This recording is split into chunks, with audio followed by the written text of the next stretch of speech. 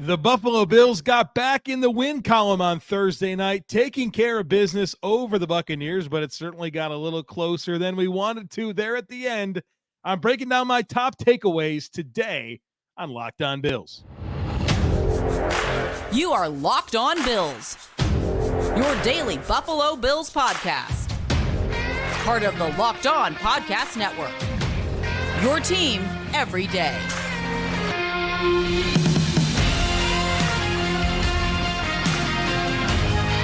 What's up, Bills Mafia?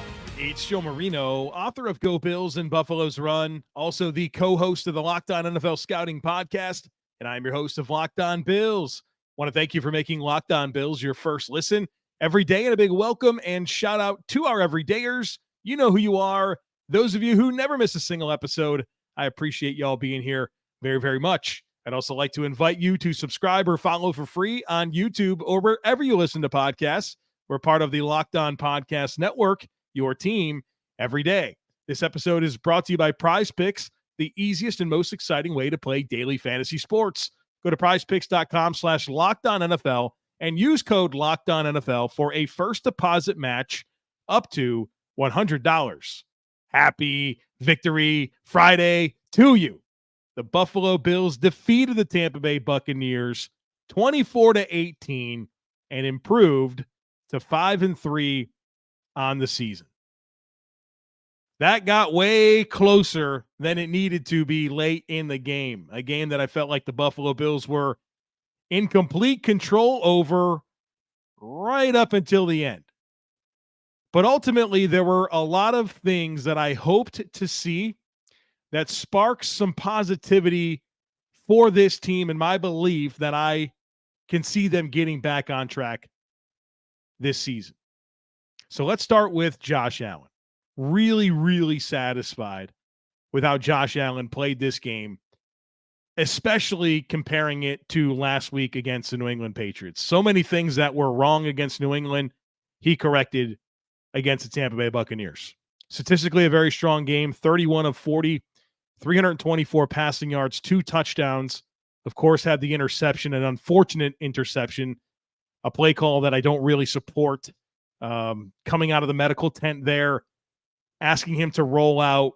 Not a great situation. Ball gets tipped in the air, and of course, a defensive lineman picks it off. He deserved a better fate there, but 2 touchdowns, 1 interception, 7 rushes, 41 yards, and a rushing touchdown. So a 3-touchdown game for Josh Allen, 324 yards passing. A lot of total yards there as well, over 350 total yards. Some things that I really liked from Josh. First of all, I'll start with the quick trigger. I thought he did a very good job of knowing where to go with the football, getting it out of his hands, making good pre-snap reads, and turning that into sharp post-snap decisions. Something he didn't do at all against the Patriots. I've seen some numbers floating around that this was the fastest trigger of Josh Allen's career in terms of average time to throw, which is huge, coming off of back-to-back games against the Giants and Patriots where he was over 3.1 seconds average time to throw in both. I've seen that number coming in around 2.2, 2.4, something like that. We'll see what it is tomorrow. But that's a great adjustment, not just because you want the number to be lower, but the reason why the number was lower. He's processing, seeing, understanding what the defense is doing and where his eyes are supposed to be and where he's supposed to go with the football. It was a nice job. I thought he did a good job of mixing in the run. You saw in the second play of the game, it was a designed quarterback run, but then also just kind of picking his spots intelligently throughout the game, seeing the defense, seeing that it's man coverage and the linebackers are carrying routes and there's nobody in the middle of the field and he takes off. He did that, I think, at least 3 times. Knowing protections, right? Knowing where pressure was coming. The Buccaneers blitzed. They did. But the Bills did a really good job of IDing it, setting protections, and then knowing where to go with the football, knowing where the quick answers were. Big time adjustment week over week, and I thought he did a great job of getting multiple playmakers established in this game. Probably as good of a job as I've ever seen from Josh Allen, spreading the ball around meaningfully. And I don't mean that he got like 10 different guys involved, but he got 4 different receivers involved in a meaningful capacity, which we're going to talk about here next. But I wanted to start this conversation with Josh Allen and give him his flowers for massive adjustments week over week, playing good, smart football, and also doing Josh Allen things in the game. It was a good performance from Josh Allen. Looking forward to studying the tape and understanding even more of what made him successful. But one thing that we do know made him successful was the weapons, right? And his ability to get 4 different guys really established in the passing game. And I'll start with Khalil Shakir. 6 catches for 92 yards on 6 targets. The week after, he caught 4 passes on 4 targets, right? There's been this cluster of wide receivers after Stefon Diggs and Gabe Davis, right? It's been Trent Sherfield / Deonte Harty / Khalil Shakir, right? And kind of waiting for one of these guys to really step up in a meaningful way, and it's happening right before our eyes in the form of Khalil Shakir. And I think this really started a few weeks ago where his blocking execution really, really started to take off. And then over the last 2 weeks, you've seen him get more opportunity in the passing game, 10 catches over the last 2 games on 10 targets. And even some critical situations, some third downs, some tight throws, some throws down the field. Khalil Shakir is absolutely coming through. So it's nice to see that happening. How about Gabe Davis in this game? 9 catches, 87 yards, and a touchdown. And I didn't expect this at all. And not just because I'm not a huge Gabe Davis fan, and not just because he's been quiet for the last couple of weeks, but I said yesterday on the podcast that I felt like this was a bad matchup for Gabe Davis in terms of big, long, physical, athletic corners going up against Gabe, and I didn't see the path for him getting a ton of separation. And one thing that I thought the Bills did a very good job of to allow Gabe Davis to be as productive as he was tendency breakers, right? I've watched every snap of Gabe Davis's career. So many times he's getting off coverage and everybody knows he's going down the field, and he's not a tough cover, right? He's got build up speed. He's not super dynamic or twitchy. And so you could play off and just carry him down the field. Well, the Bills did a good job in this game. And dare I say, Ken Dorsey did a great job in this game of changing those tendencies at the right time against this opponent. Ken Dorsey took all the reasons that I thought it was a bad opponent for Gabe Davis and made it work to his favor because they knew he was going to get that off coverage and that they can get him going on some of the quicker routes, and they did. And so he caught quick passes and had a little bit of run after catch production as well. And I thought it was good utilization of Gabe Davis and a bad matchup for him and really doing a good job of breaking tendencies. And to everyone's credit here, whether it's Josh Allen, Ken Dorsey, Gabe Davis, there was good production there. How about Dalton Kincaid? 5 catches, 65 yards, and a touchdown.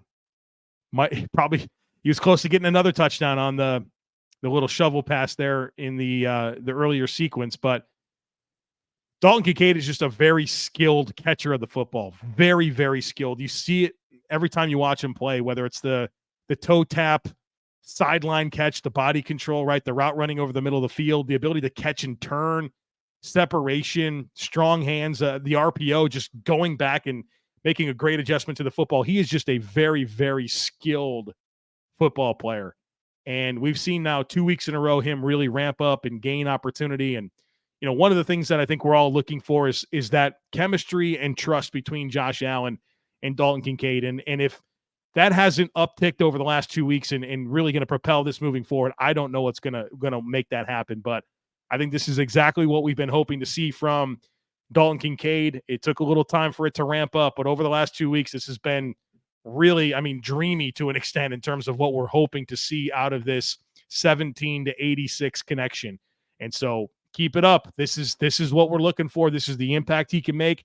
He can unlock so much for this offense, and we're just getting a taste of that over the last couple of weeks, and you have to love where that is headed.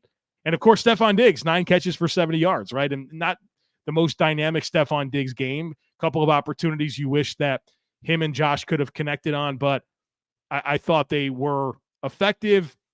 Certainly the big first third down conversion on that last drive, right? Replacing the blitz with the ball in an outbreaking pattern. It was really good. So to see Shakir 6 for 92, Davis 9 for 87 and a touchdown, Kincaid 5 for 65 and a touchdown, Stefon Diggs 9 for 70. To get 4 guys established like that was huge for this offense, not to mention getting into some tempo, getting Josh running a little bit, and a lot of other good things, including the offensive line mixing in the run. We're going to talk about that here in just a moment. Stick with me. But I got to tell you about FanDuel, folks. Snap into action this NFL season with FanDuel, America's #1 sportsbook, because right now, new customers can get $200 in bonus bets guaranteed when you place a $5 bet. That's $200 in bonus bets, win or lose. So if you've been thinking about joining FanDuel, there's simply no better time to get in on the action. The app is super easy to use, and there's a wide range of betting options, including spreads, player props, over-unders, and more. I've been doing a great job on the player props over at FanDuel. I actually hit on the over once again on Dalton Kincaid receiving yards. So you got to get in on the action. Visit FanDuel.com/lockedon and kick off this NFL season. It's FanDuel, the official partner of the NFL.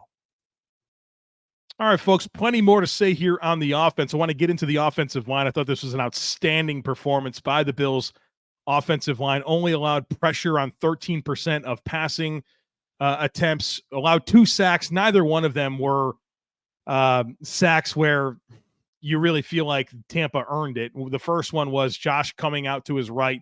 Yaya Diaby, who's a phenomenal athlete, was able to get an angle on Josh and tackle him for a 2-yard loss. I mean, kind of an extended play, phony sack in my opinion. And the other was on the play, the 2nd and 1 going into the fourth quarter, right? There's like just a few seconds left in the half or the quarter. The Bills are trying to get, Tampa to go off sides. It feels like they did. Mitch Moore snaps it. It's a broken play. Josh gets sacked.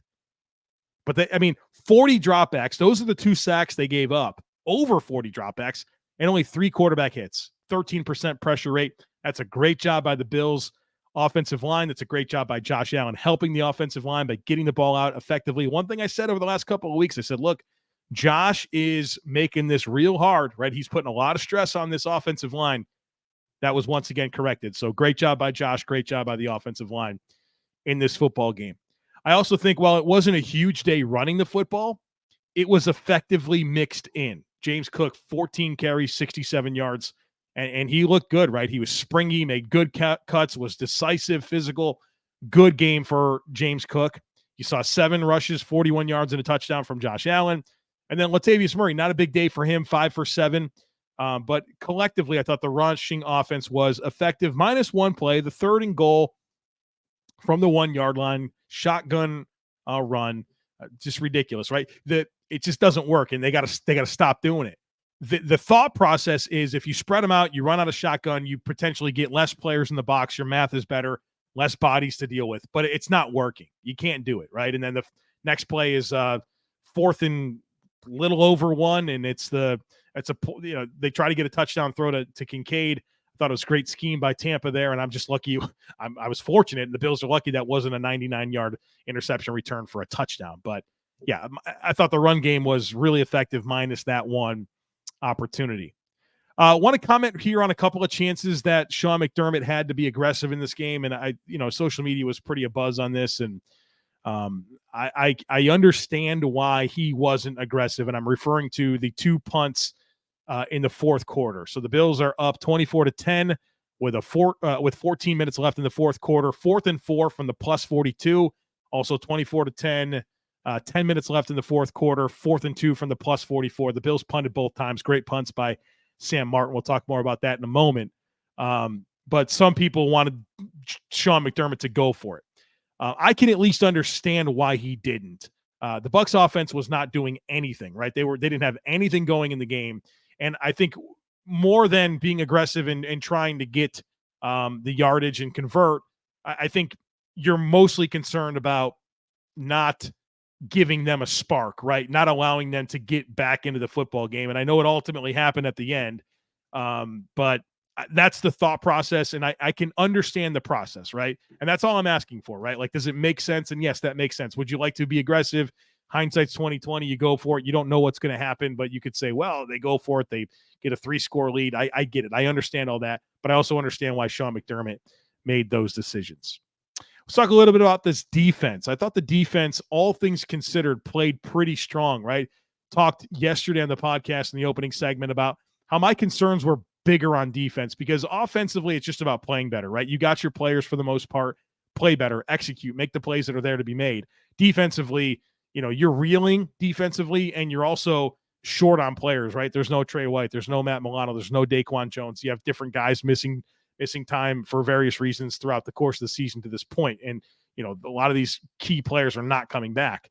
And so I was more concerned with the defense. And I thought the defense in this game against a mediocre at best Buccaneers offense played well. I mean, Tampa had 11 drives, and the result of those 11 drives, 6 punts. That's over half, folks. That's pretty doggone good. 6 punts, a missed field goal. They made a field goal. The field goal they made was 57 yards. They get 2 touchdowns, and, of course, the end of game. And 2 touchdowns, like, one is on the short field, right? The interception. They get the ball at the 23. They wind up scoring. And then the second to last drive of the game, where they converted 3 different fourth downs to make that happen. 2 of them through penalties. The Taron Johnson illegal contact, thought that was a soft call. Jordan Phillips, awful. Just an awful penalty by Jordan Phillips in that moment. You sack him, game is over. And you have him fully in your grasp, and you reach up and grab the face mask at the last second. Like, good call, but ridiculous decision by Jordan Phillips to do that. And then they convert a touchdown on the next fourth down on a play that Christian Benford's got pretty decent coverage. It hits off his helmet, and Mike Evans catches it for a touchdown after pretty much shutting the guy down all game long. So that's how they scored their points. You can live, like, you feel like that's good. I mean, at the end of the day, 18 points, the 11 drives we talked about it, 6 punts. They're 4 of 15 on third down. That's great.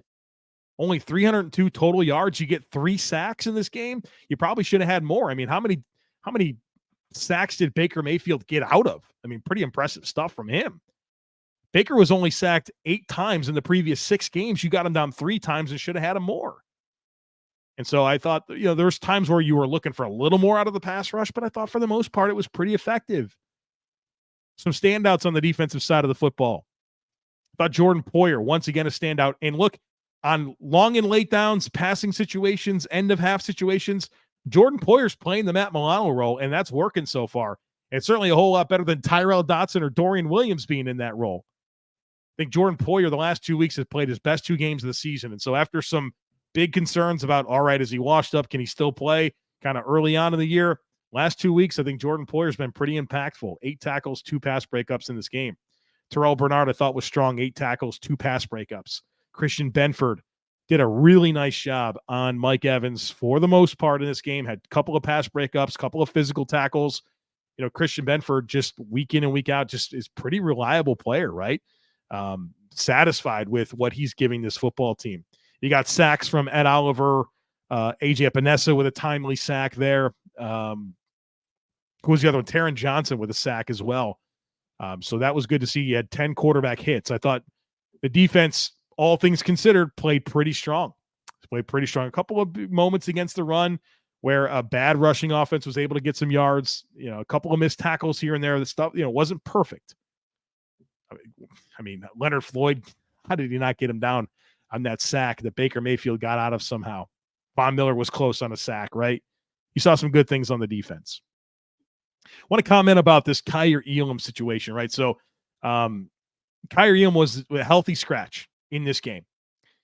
And Josh Norman, who's 35 years old and has been on the team for like 3 weeks, was active, and good for him. He made 2 special teams tackles and kind of set the tone there early on. But this Kaiir Elam stuff is crazy, right? And look, I know he hasn't played well. I know he's been inactive this year, but he has not been inactive since Trey White went down with an injury.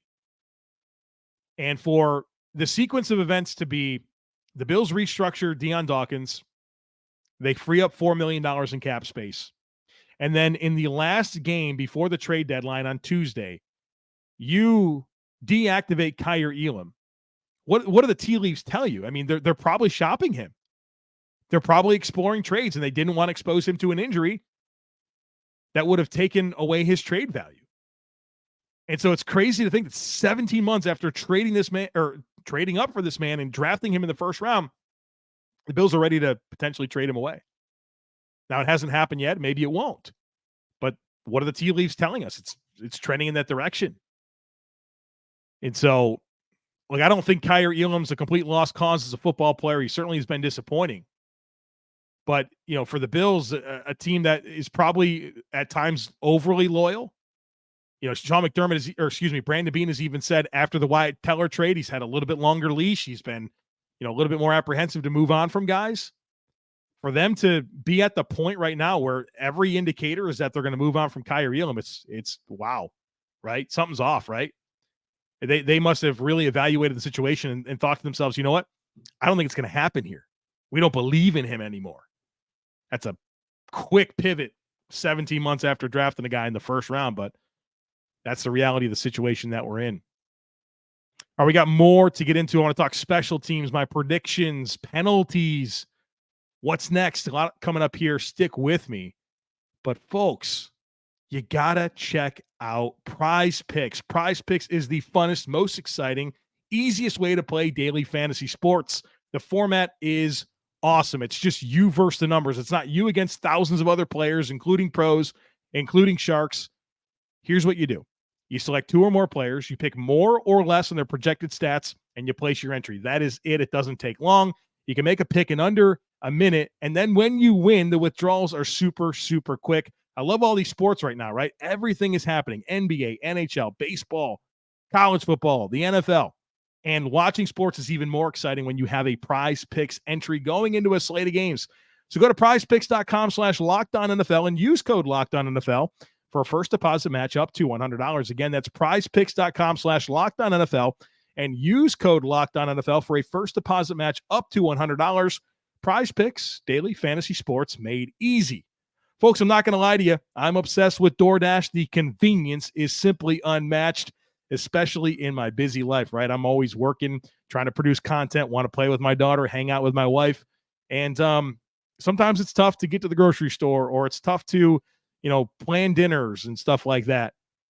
DoorDash takes care of that for me. I love it. I love ordering food from my favorite local restaurants and even getting groceries from DoorDash. I have a spot here down the street called the Smoke Pit. They have amazing barbecue, amazing, just barbecue sides, right? Like mac and cheese and baked beans and cornbread and stuff.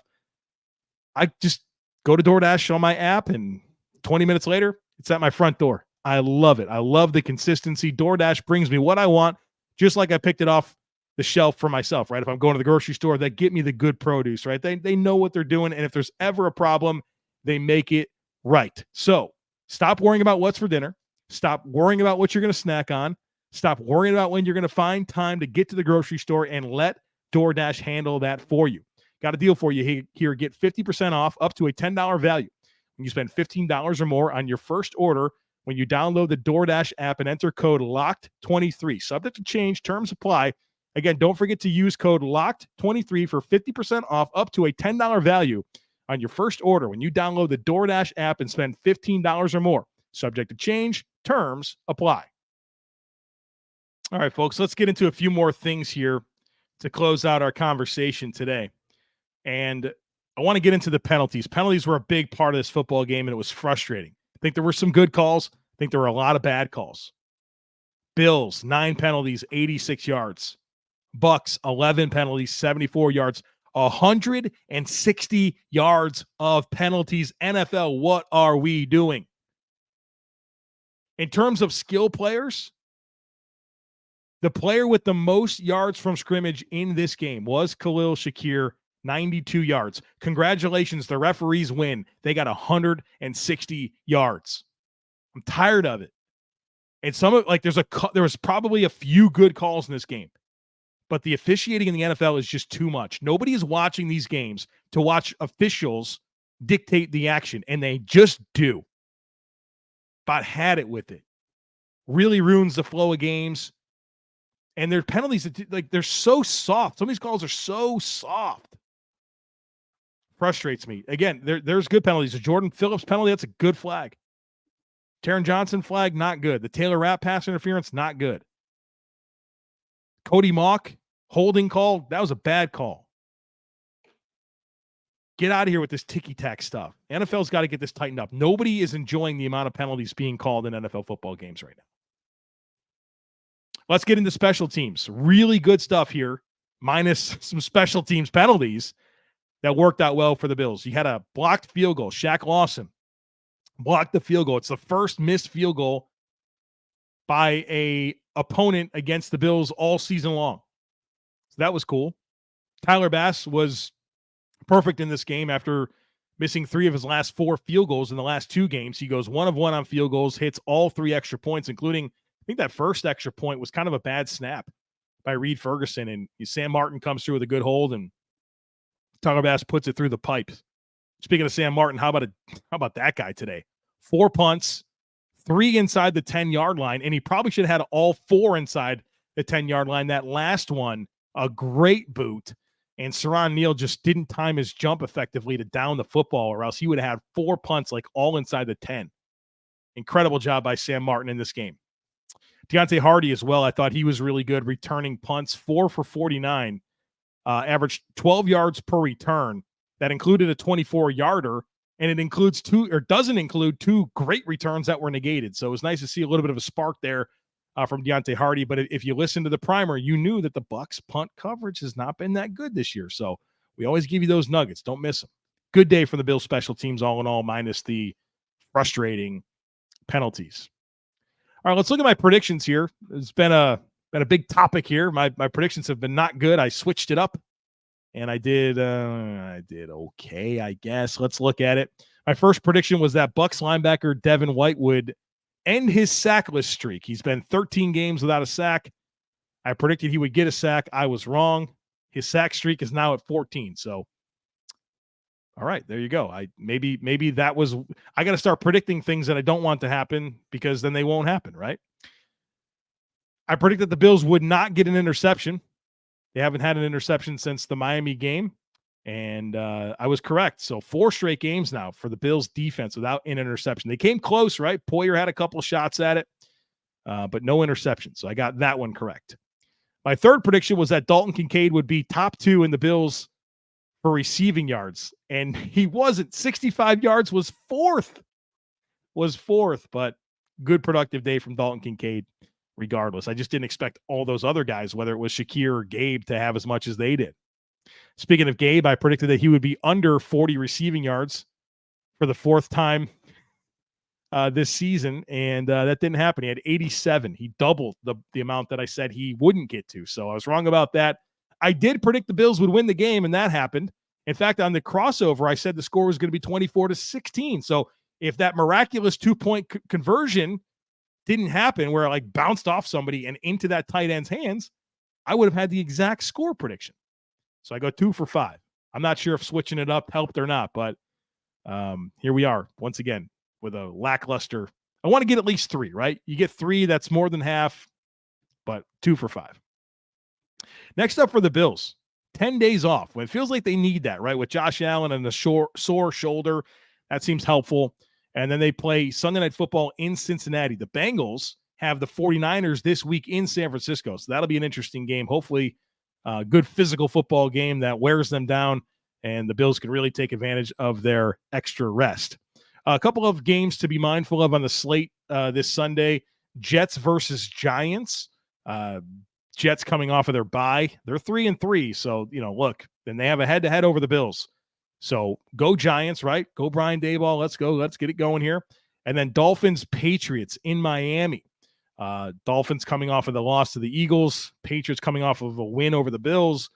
We'll see how that goes. That's the second matchup between those two teams already this year. So a couple of games here to pay attention to over the weekend, as you can just watch football knowing that the Bills won, and you don't have to be nervous about watching the Bills. They already took care of business this week. Next for this podcast, the All-22 review. I can't wait to do it, and I can't wait to share film clips and analysis with you in the Discord channel. We launched that. I talked about it yesterday on the podcast, that all of our subtext subscribers are invited to join the Discord channel, and it has been awesome. We got it going Thursday afternoon. Well over 100 people are already in it. We talked during the Bills game. Really cool stuff. People have really seemed to enjoy what we have set up there. So if you join the subtext, you get into the Discord. So if you want to join the subtext, there's a link in today's show notes. And when you join, you'll get a link to join the Discord channel. So don't miss any of that. Some really cool engagement opportunities that we have for you here as we're building more community with those that consume this podcast and love the Buffalo Bills. have some cool stuff next week. So we have the all-22 review, and then early next week, herd mentality, we got to get to it. The trade deadline is Tuesday at 4 o'clock, so we'll definitely be monitoring that. And my second quarter report card for the Buffalo Bills. We did that after the first quarter. The second quarter is here, so we're going to see the growth, right? We're going to take all those different areas that I measured the team, and we're going to see how it looks and with now an additional quarter of the season behind us. So that'll be fun for us to kind of check in on all of that.